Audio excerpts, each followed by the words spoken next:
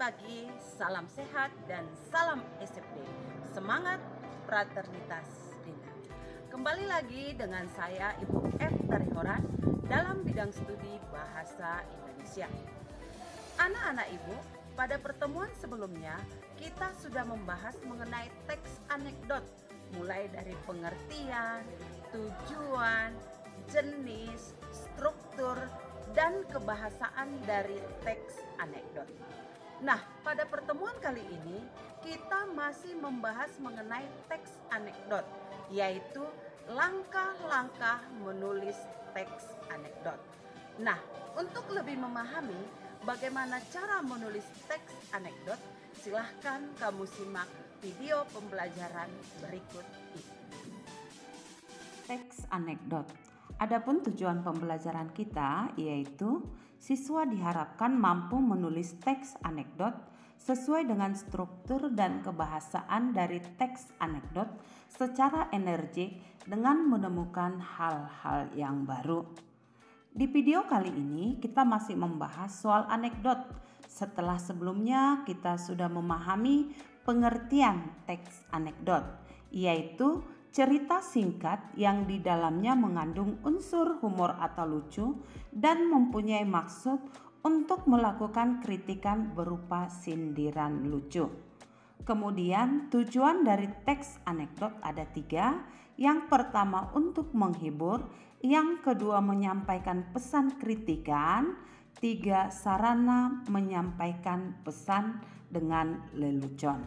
Sedangkan ciri-ciri dari teks anekdot yang pertama tentu harus memiliki sifat humor atau lucu dan menyindir. Yang kedua bisa menceritakan manusia atau hewan. 3 bisa juga cerita berupa fakta atau cerita fiksi. 4 menceritakan tokoh atau kehidupan sehari-hari di lingkungan sekitar.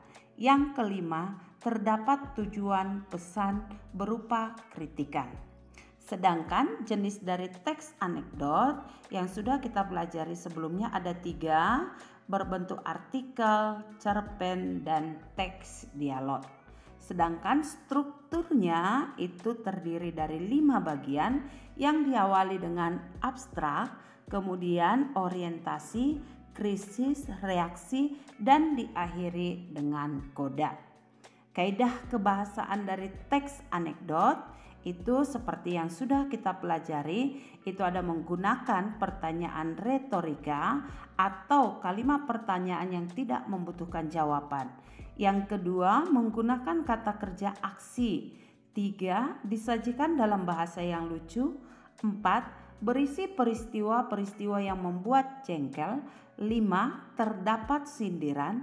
6, menggunakan konjungsi waktu. 7. Menggunakan kalimat yang menyatakan peristiwa masa lalu. 8. Mengandung kebenaran tertentu. 9. Menggunakan kalimat perintah dan menggunakan kalimat seru. Nah, kali ini kita akan membahas bagaimana dan apa saja yang harus kita lakukan ketika ingin menulis anekdot. Berikut ini adalah langkah-langkah teks anekdot. Langkah yang pertama adalah menentukan tema atau topik. Topik adalah ide cerita atau gagasan cerita atau dasar cerita, atau bisa juga dikatakan apa yang akan diceritakan. Yang kedua, mencari bahan referensi. Setelah kita menentukan topik, kemudian kita carilah bahan referensi yang mendukung topik tersebut. Setelah kita memilih itu, kita cari referensi. Dari mana bisa kita cari referensi? Referensi ini bisa kita peroleh dari buku, majalah, koran, internet, observasi, atau bisa juga dari imajinasi kalian. Nah, kita lanjutkan ke langkah yang ketiga, yaitu menentukan pesan yang akan disampaikan atau sindiran yang akan disampaikan. pesan yang disampaikan di dalam sebuah teks anekdot bisa secara tersirat atau dikatakan dengan implisit. Bisa juga secara tersurat atau eksplisit. Jadi, pesan yang ingin disampaikan oleh penulis bisa secara langsung dan bisa tersirat atau tidak secara langsung. Nah, untuk langkah yang keempat, kita menentukan unsur lucu atau konyol atau jengkel. Nah, di dalam sebuah teks anekdot, kita harus membuat unsur lucu atau konyol ataupun jengkel. Salah satu kalimat, contoh kalimatnya seperti ini. Samsul memuji anak yang mencuri ayamnya. Memuji anak yang mencuri ayamnya. Nah, di sini kita lihat ada kekonyolan. Mana ada orang memuji pencuri. Seharusnya pencuri itu justru disalahkan. Nah, inilah salah satu kekonyolan tadi. Nah, yang kelima, kita menentukan alur cerita berdasarkan struktur teks anekdot. Kita harus bisa menentukan apakah alur dari anekdot tersebut. Apakah alurnya maju, mundur, atau menceritakan masa lalu, atau menceritakan masa depan. Nah, itu kita tentukan di poin yang kelima ini. Namun, kita harus ingat menentukan alur harus memperhatikan strukturnya yang diawali dengan abstrak sampai dengan kodanya. Nah, langkah selanjutnya yaitu mengembangkan teks anekdot.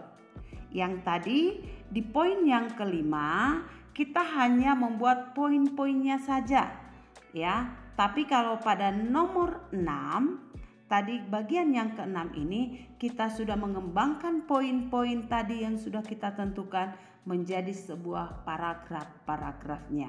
Nah, paragraf-paragraf itulah yang menjadi teks anekdot. Nah, anak-anak Ibu, setelah mendengarkan langkah-langkah yang Ibu sampaikan, kalian mungkin sudah mempunyai keterampilan untuk menulis teks anekdot. Nah, untuk berlatih, buatlah teks anekdot sesuai dengan struktur dan kaidah kebahasaannya berdasarkan imaji atau kejadian di sekitarmu. Nah, inilah yang menjadi tugas. Demikianlah materi pembelajaran kita pada pagi hari ini. Ibu harap kalian sudah tahu bagaimana cara menulis teks anekdot. Nah, dari yang sudah Ibu sampaikan tadi, nilai-nilai keesepian apa yang bisa kamu dapatkan? Silahkan kamu jawab di kolom komentar YouTube ini. Tetap semangat dan jaga